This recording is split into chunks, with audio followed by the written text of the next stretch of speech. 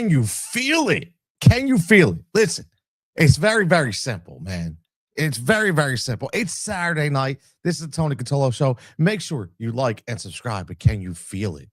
Can you feel the magic in the air? Can you feel the energy starting to come out from the Philadelphia 76ers? I'll tell you what, if you're not feeling it, if you don't feel the energy right now, you don't see what's going on, again, you must not be watching the same game. You must not be watching the same game. Very, very simple. Make sure you like, make sure you subscribe. We're talking about the 76ers, the Tyrese Maxey takeover in MSG. Sixers go down to Madison Square Garden and win 130 to 119 over the New York Knicks. And I am telling you, listen, this isn't just some pushover New York Knicks. This is the 23-12 right now, New York Knicks. Okay? This is 23-12 New York Knicks. And guess what? The Sixers were getting 3.5 in this game. The Sixers were getting 3.5. And there were so many points in this game, where possibly you thought they were going to run away. But guess what? They didn't. You know why they didn't? It's because the New York Knicks are a damn good team. So we got to give up the props to the New York Knicks for Cat, for Brunson, for OG, for McBride down the end. Just these guys would not go away. However, the Sixers, boy, the Sixers are really starting to click. They're really starting to click. We're going to go over the entire box score, talk about certain parts of the game. Who's your standout players? Get involved in the chat right now. Get involved in the chat. Let me know. Did you watch the full game? Did you just watch the highlights? What your thoughts are with the game? And I'm going to give you mine. Make sure you're following at the Tony Cutillo Show on YouTube, wherever you're at. Get over to YouTube. Get over to the YouTube page. Let's start to build this damn thing. Man, I'm tired of the one sub every week. Let's go every day. Let's go. Let's start, man. Let's start getting involved. You want to hop on the show? I'll give you the link. You can call in. We get on live. Whatever you want to do. Let's talk about it. But let's dive right in. Dive right in with his 17th 30-point game already is Tyrese Maxey. I know we've talked about Tyrese Maxey in nauseam, man, for good goddamn reason. Okay. But some of these shots that you're seeing him pull off, these aren't just shots where, we sit there and we think, you know what? These are just shots that are just going in, right? These are just shots the kids just throwing up and they're going, no, man. Listen, these are practiced set shots. And you can tell where his shoulders get square. He did a little fadeaway tonight. Okay, these are shots that this kid continues to develop. And he is virtually, when he goes one-on-one downhill, he's virtually unstoppable. I mean, we need to start talking about the fast break Tyrese Maxey. Whenever we talk about fast break, whenever we talk about one-man fast break, originally we talk about, as always, John Wall. Right? We talk about John Wall. Now, again, originally the one-man fast break, but then we talk about Russell Westbrook, right? How quick and hard he is defend in the open court, going literally basket to basket. And now, lo and behold, you have Tyrese Maxey. And Tyrese Maxey is showing you right now that he is the guy. It's funny if anybody out there watching is a wrestling fan and they remember the infamous combo or the infamous promo of John Cena and Roman Reigns, where John Cena, just said, listen, you're not a guy. You're not the guy. You're just a guy. Right. Well, guess what? Tyrese Maxey has completely obliterated the a guy thing. He is the guy.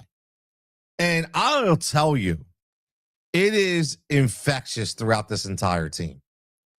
The reason why this team is so hype, the reason why this team is showing the camaraderie we haven't seen in years, the reason why this team continues to show that they are just behind each other every single game with every single play is literally because of Tyrese Maxey.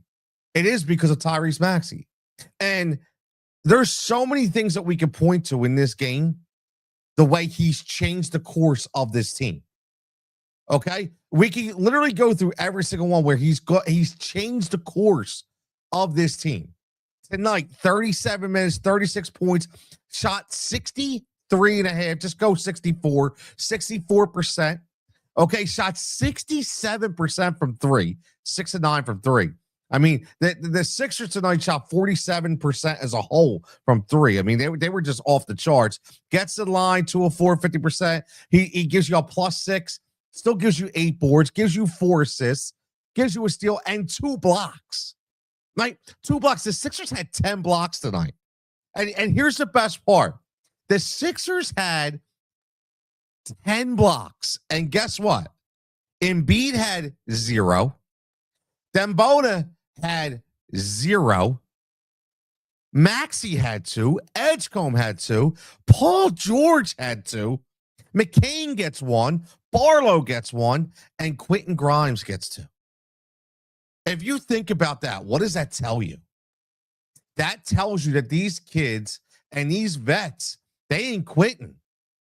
They are not quitting. And there were so many different parts in the game. You talk about not quitting. I'm going to swing right over to Paul George for a minute. You know, Paul George, we questioned last year. And in the offseason, Paul George came in and he said that it bothered him. It bothered him that the fans and the talk, and even for the national elevation, that you know, hearing the whispers of maybe he doesn't care, or maybe he's washed up, or maybe he's got nothing left, or maybe he just took a paycheck. It bothered him. It bothered him. Well, guess what? We're seeing it right now.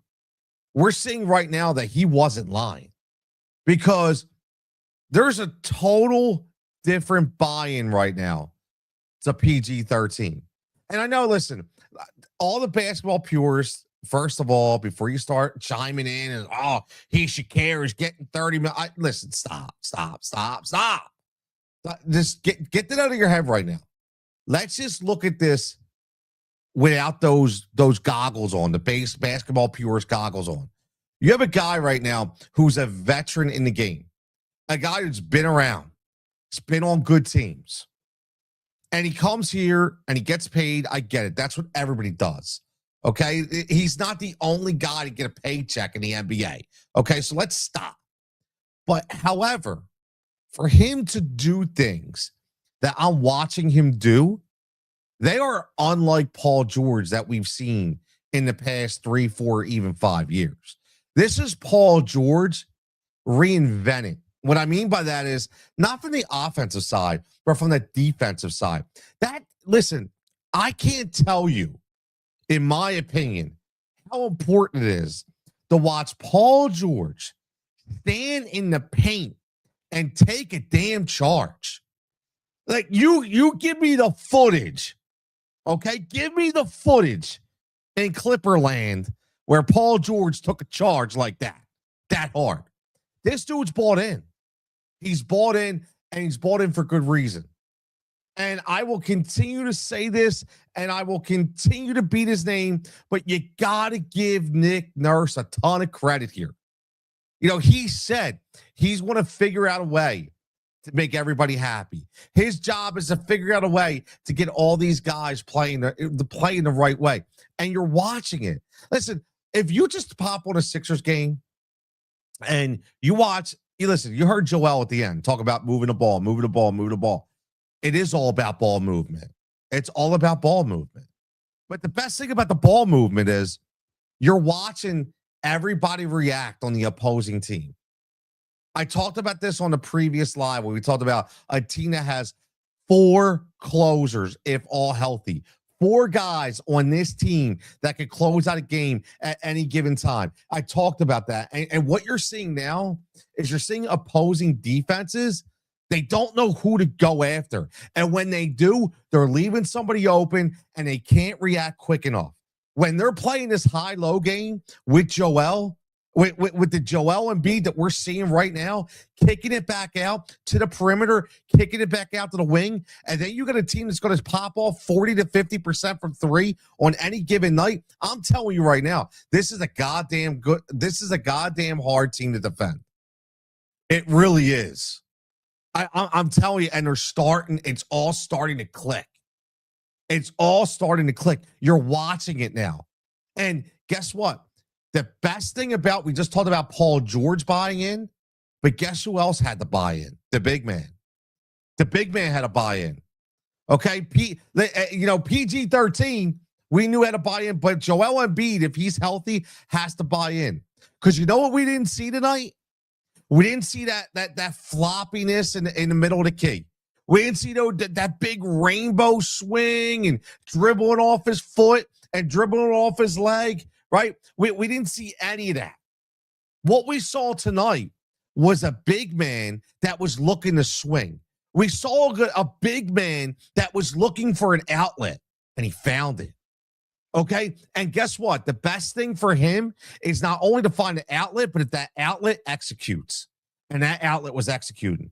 They were hitting those threes. They was hitting those quick J's. Okay? And that's what was happening. And I'm telling you right now, this is just coming from like a youth sports mindset as a coach, to be able to have to stop this, it's going to be a lot of work for opposing teams. My man Sean checking in. He says, how long can it be? Listen, it's funny you say that, Sean, because I think all of us in Philadelphia, unfortunately, are just like, wow. We're like holding our breath every time the big man goes down, every time there's a hard foul, every time he goes up for a block and he lands, and everybody's like, oh, man, what's the facial expression look like? Is he look like he's in pain, or is he laughing? And I think that's the biggest thing that we're gonna have to live with. And in my mind, before the season, I constantly was like, how long does he have? What's going to happen? And you know what? I'm just enjoying the ride right now. I don't even care. I'm just enjoying the ride, because if I don't enjoy the ride, I'm going to miss out on all the excitement that's happening right now with this team, right? Because now the crazy thing is, if you dive into the box score, look at Embiid tonight, 33 minutes again, by the way, 33 minutes again. And guess what? He was the third most attempted shot of the night, meaning he attempted the third most, not the first, not the second, the third.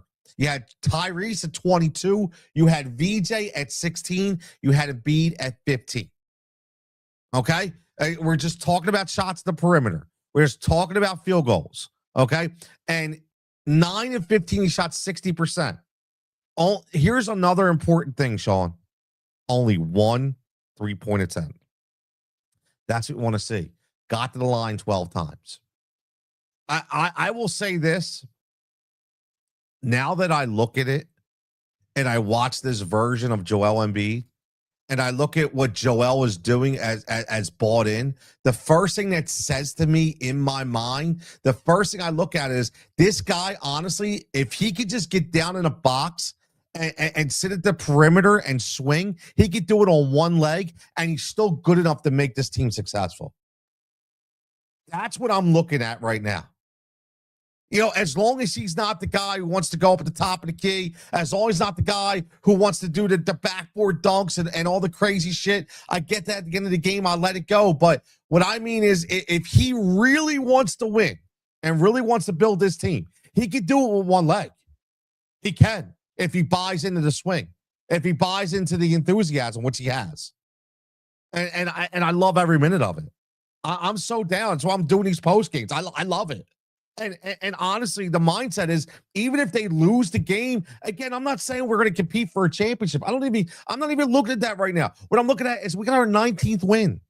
They said it on NBC Sports. We got our 19th win. It's January 3rd. We didn't get our 19th win in Philadelphia till mid-February last year. Think about that. Let that set in a little bit.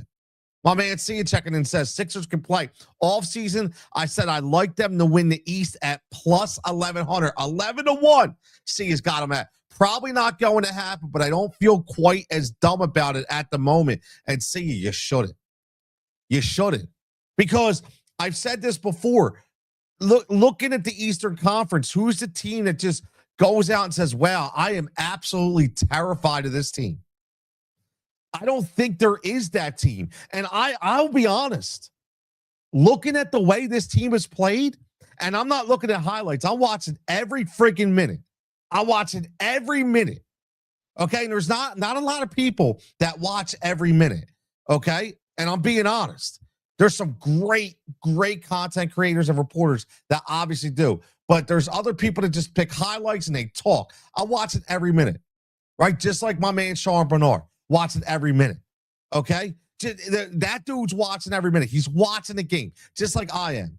And right now in the Eastern Conference, this team, see it, the Philadelphia 76ers, if they are 100% healthy and 100% bought in, I'm telling you, man, they are a scary team. And they're going to be a team that nobody wants to play. No, they are right now, they will not be out hustled. They will not be out hustled. And I think the best thing about this whole entire thing is that they're getting positive results. They're getting positive results. See, it says watered down East with all the exactly that watered down with the injuries and the lack of superstars. Be totally different. Totally different. We're talking about the West, right? Totally different. But we're talking about the East. We're talking about the East right now. Who's scaring you in the East? I think there's a lot of parity right now in the Eastern Conference. And again, I'm not trying to get ahead of myself. You heard me before. I'm not talking about playoffs, not talking about any of that. I'm talking about I'm enjoying the ride. I'm enjoying the ride, and I'm enjoying basketball again. How many people are enjoying basketball again? I know I'm not the only one that renewed their partial plan.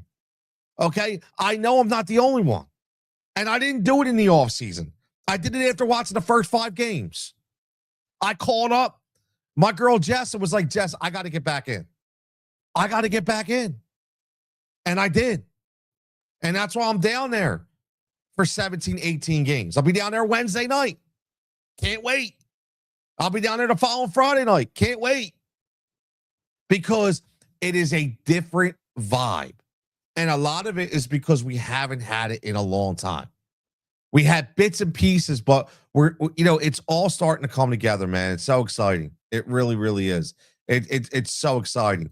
Let's look at the Rook again, man.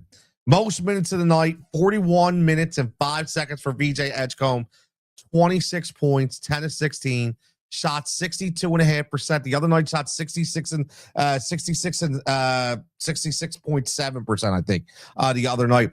It goes 4-9 from 3, 45% from 3, gets in the line, hits both. He's a plus 15 tonight. My God. A plus 15. All right, he's got 2 rebounds, four dimes, 2 steals again. Had 4 steals the other night, 4 steals the other night. Now we got 10 steals in 3 games. This dude, he is a wrecking ball on the defensive end. Again, and it's infectious. Like I said, when you watch that backcourt flying around, everybody wants a part of it. Everybody wants a part of it. Let's look at Paul George, 35 minutes. Again, this, I think one of the most important things that we can look at from this entire last 3 games is just let's look at the minutes from the 2 guys who we were worried about in Paul George and Joel Embiid.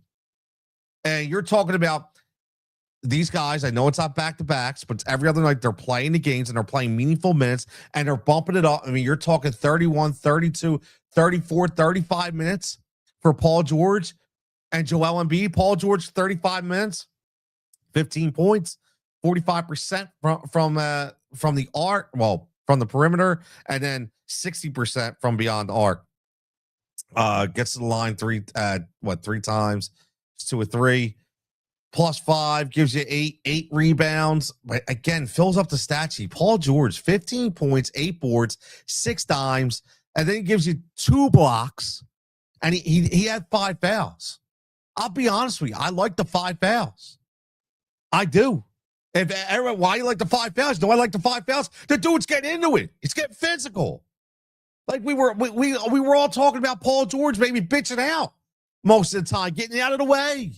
Move, bitch, like Luda, get out the way. No, guess what? Paul George ain't getting out of the way no more. You saw it with that charge that he did tonight. Took the meaningful charge. Another guy I want to talk about. Let's talk about Quentin Grimes. One thing I've noticed from Quentin Grimes, one thing I noticed from Q over the last 3 games, he's starting to not just rely on the 3. And I think that's important. Now, let's look at Q Dog for a minute. 33 minutes tonight, only 10 points, right? But he's 4-10, 40% for the field, 2 of 7 from 3. Only shot 28%. But he fills the stat sheet up. This is why I love Quentin Grimes, right? Not only is he not just relying on the 3, but he's really picking it up defensively. He really is. I mean, you look at his stat sheet. 6 boards, 5 assists, 3 steals, 2 blocks. Like, here's a guy that this is why I think it's so important, because you got a team right now. You had 5 guys in double digits, okay? 5 guys in double digits. And 2 of those guys, Paul George and Quentin Grimes, 15 and 10 respectively, are guys that probably would like 20 or more. But they've already bought in and they don't care. They've bought in and said, listen, whatever I got to do so we can win, that's what we're going to do. And again, that's what Q's been doing, man. That's what Q's been doing. I mean, it has been such a nice thing to see. Now let's get to the big man.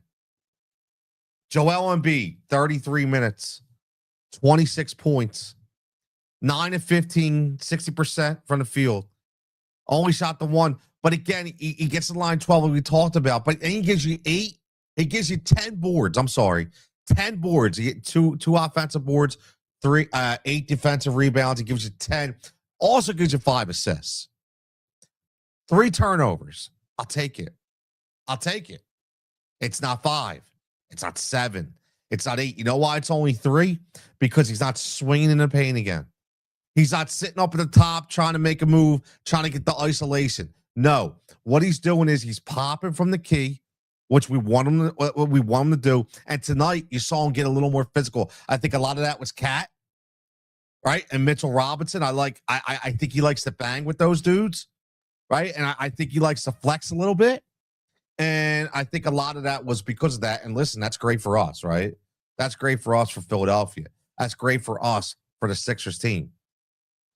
And then you had Barlow goes 4 fouls again. He plays 14 minutes, gets you 5 points. But again, the 4 fouls been a lot, very, very uncharacteristic of Dominic Barlow. But here's what I will say. Give it some time. Got to remember, before PG-13 and Embiid were up to those 30 minutes, Barlow was playing a lot of minutes. Now it's a different role for him, right? You know, listen, just like a game is all about runs, a team's rotation goes in spurts based on injuries and based on obviously playing ability and, you know, what the production is. And I think Barlow's in that little rut right now because he's not used to the role that he's in and he'll get used to it, right? So I think maybe he's trying a little too hard to really put his stamp on the game because he wants to be involved, right? It's okay. It'll be okay. Remember, again, I talked about this on the last live.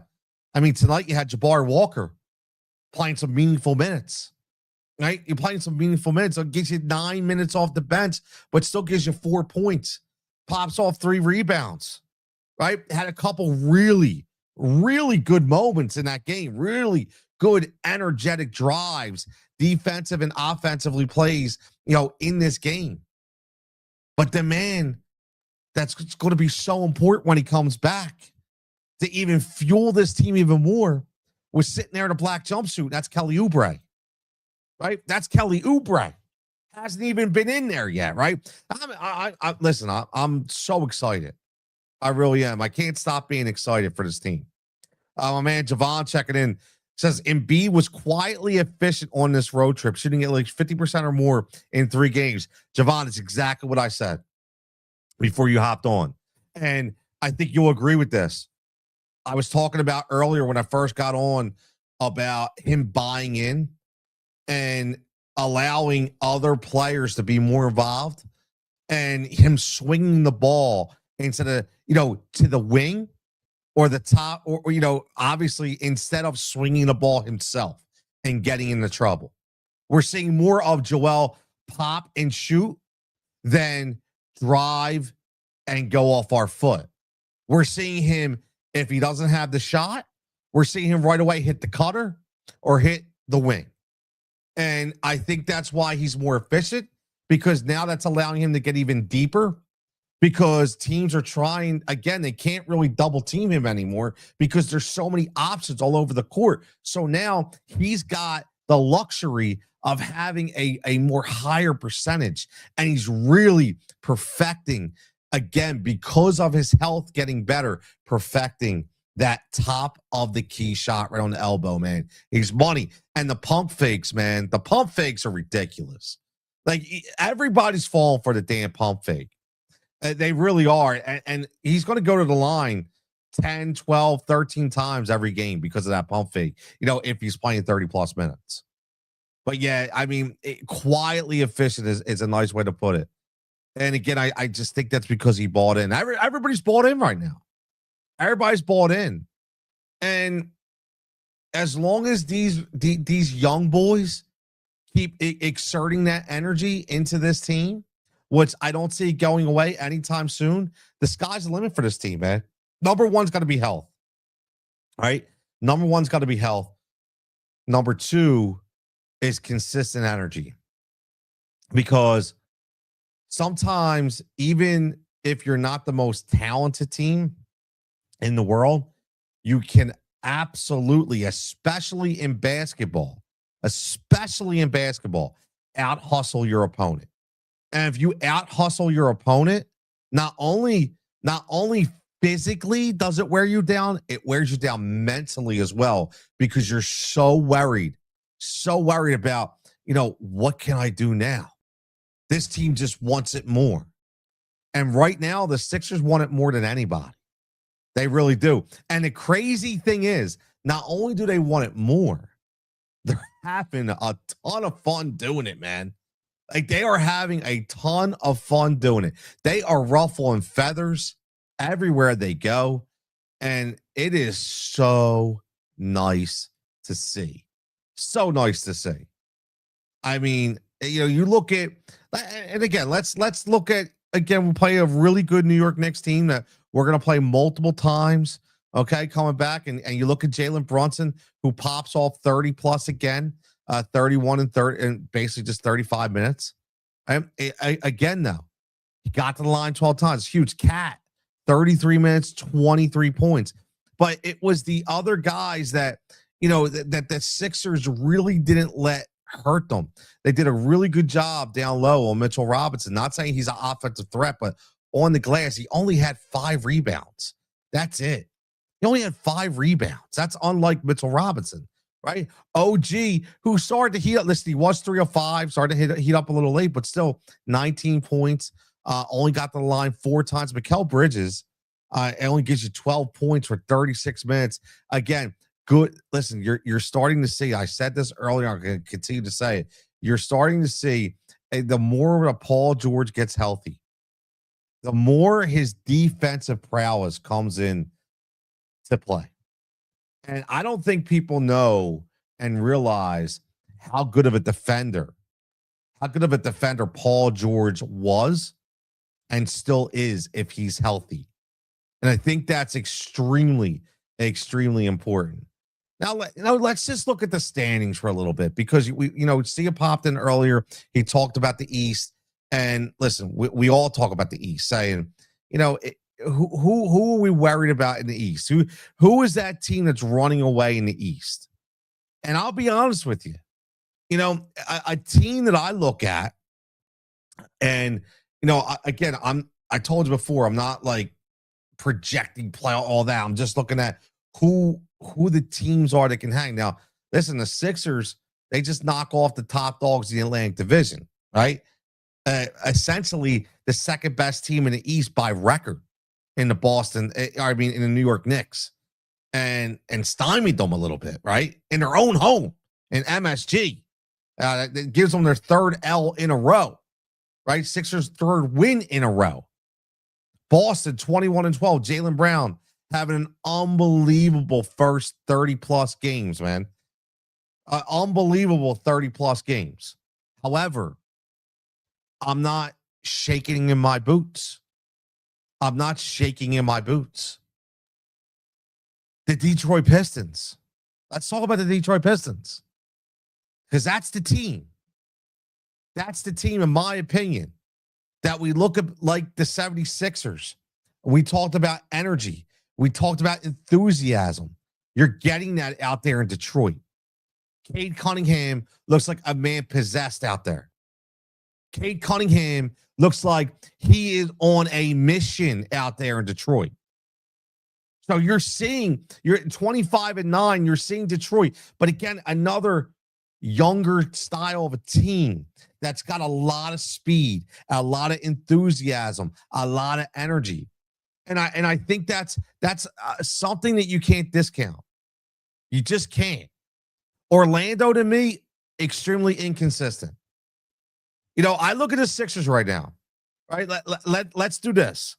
I'm looking, the way they break it down. Let's look at in the East. We'll break down, the three little brackets, right? In the Southeast, listen, Orlando 19-16. I'll take the Sixers. Miami 19-16. I'll take the Sixers. I'm gonna go everybody winning record right now. Cleveland 20-16. I'll take the Sixers. Detroit 25-9. Right now, gonna be tough. I'm gonna keep that as even for me. Toronto 21-15, who we beat. I'll take the Sixers. The Knicks, who we just beat. I'm gonna be honest. I'll take the Sixers. Boston 21-12. I'll take the Sixers. So again, for me, the only team that I would ride on the same trajectory of the Sixers right now be Detroit. But besides that, you can't tell me that I'm wrong for taking the Sixers over any other one of those teams. And again, it's going to be fun. It's January 3rd when we look at this after All-Star break, post All-Star break. What's going to happen? What's it going to look like? Think about that. What's it going to look like? I don't know, right? I don't know what it's going to look like. I really don't. But all I know is right now, at this moment, right now, like Sia just said perfectly, 0 great teams in the East, 2 to 3 great teams in the West, which I agree with that. Maybe 4, right? Maybe 4. And speaking of great teams, how about great players? Again, man, I can't wait to watch Wemby. When the Sixers play the Spurs next, that's going to be a fun game. That's going to be a fun game, right? Because again, there's a great player, man, a great player in Wemby. Very, very interesting. That's a really good team, right? That's a really, really good team in San Antonio. A lot of really good players on that team, right? So, obviously Oklahoma City is number one, right? Easy number one. The crazy thing is I watched that Memphis Grizzlies team and I'm like, man, if they could get healthy and Ja could get out of his own way, that team could be one hell of a team and make some noise. Golden State, do they have the legs? Very, very simple. Do they have the legs? I don't know. They have the players, but do they have the legs? I don't know. Houston's a very fun team to watch, right? Are they great? By no means, right? Are they great? By no means. The Lakers, listen, Luka, unbelievable. I still can't believe Luka's only 26 or 25 or whatever. It's like ridiculous. Dude looks so much older to me in my mind. I feel like I've been watching him for such a long time. Just a matter of, can that team play together? Can they stay consistent, right? Obviously Austin Reeves out for the next 3 to 4 weeks, but can they stay consistent, right? Can LeBron just be a guy and continue to be, good enough, right? To take them to the next step. So it should be interesting, when we talk about the West. But right now in the East, I'm telling you, man, you could play the damn song right now, but the Sixers making some noise. As always, everybody, thanks for checking in. I'm going to get out of here on a Saturday night, man. I'm going to go have some fun, go rip some clips up. Everybody keep following the Tony Cutillo Show right here. Like, subscribe on the YouTube channel. As always, much appreciated for everybody checking in, getting their vibes in. Go give me a follow on TikTok as well. Been picking up the TikTok content. Listen, man, I try to get involved. And I will say this, man, it ain't goddamn easy to build a YouTube channel, right? It's really not. Okay, like let's be. It's not. I'm just going to say it like that. Not everybody has. Not everybody can come from radio that's been heard for the last 10 years and pop on it. On a YouTube channel, and all of a sudden they grow to 30, 40, 50,000 subscribers. It's just not feasible. So, trying to grow this organically is a challenge, but very, very fun. But I appreciate everybody that checks in, everybody that subscribes, and everybody that follows along in the comments and the threads. As always, make sure you follow at Tony Cutillo Show, like, subscribe. Like I said, always, we'll probably be back on tomorrow night, talking a little football. What happened after this weekend? How did it size up?